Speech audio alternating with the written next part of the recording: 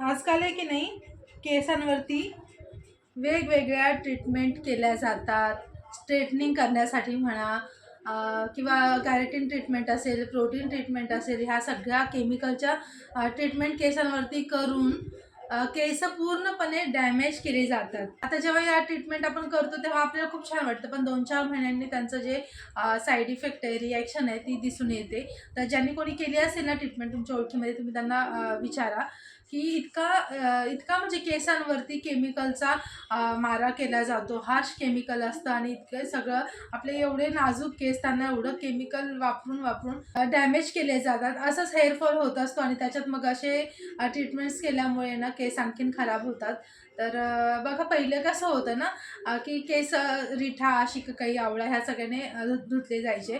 त्यानंतर मग शॅम्पू आले, की हा शॅम्पू लावा, केस एकदम चमकतात, हे ते कंडिशनर आले, वेगवेगळ्या ट्रीटमेंट्स आल्या आणि यामुळे हेअरफॉल वाढला. तर आता जे प्रमाण आहे ना टक्कल पडण्याचं, स्त्रियांमध्ये असो किंवा पुरुषांमध्ये असो, पुरुषांना तर आधीपासून पडायचं, पण आता स्त्रियांमध्ये देखील केस विरळ होण्याचं प्रमाण वाढलेलं आहे.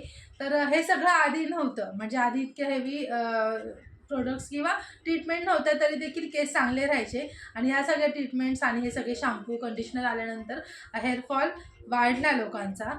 आणि त्याच्यानंतर तर पुढचं सोल्युशन पण त्यांनी काढले, की हेअरफॉल होते मग आता विग लावा, मग वेगवेगळे हेअर एक्सटेन्शन लेडीजसाठी पण वगैरे आता सगळे आलेले आपण पाहतो.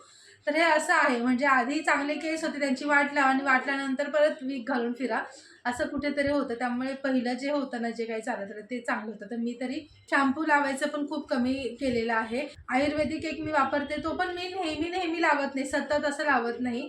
जेव्हा ऑइलिंग वगैरे केलं असेल ना केसांना तरच मी लावते. कंडिशनर वगैरे ते मी कधी यूज केलंच नाही आणि नॅचरली आपले केस तितके चांगले राहतात असं मला कुठेतरी वाटायला लागले. कारण आमच्या फॅमिलीमध्ये पण काही लोक आहेत, म्हणजे गावी वगैरे मी पाहिलेत, की त्यांनी शॅम्पू वगैरे असे प्रकार कधी वापरलेच नाहीत. जो अंगाचा साबण आहे ना तोच केसांना लावायचा, म्हणजे केसांपासून पायाच्या नखापर्यंत एकच साबण. शॅम्पू वेगळा, फेस वॉश वेगळं, त्यानंतर अंगाचा सोप वेगळा, असं अजिबात नाही. काही जणांनी तर निरमा असते ना, म्हणजे कपड्यांचा साबण असतो ना, तोच अंगाला आणि केसांना वगैरे अशा पण पद्धतीचे काही लोक म्हणजे मला ऐकायला भेटलं आणि तरी देखील त्यांचे केस चांगले. आता जुनं खाणं पिणं पण वेगळं चांगलं होतं, ती गोष्ट वेगळी आहे. पण आता पण आपण मला असं वाटतं की हे वेगवेगळे हेवी कंडिशनर आणि हे ते सगळं प्रोडक्ट्स वापरण्यापेक्षा कमीत कमी या सगळ्यांचा यूज केला ना तर डोक्यावर जितके आहे तेवढे केस तरी व्यवस्थित राहतील.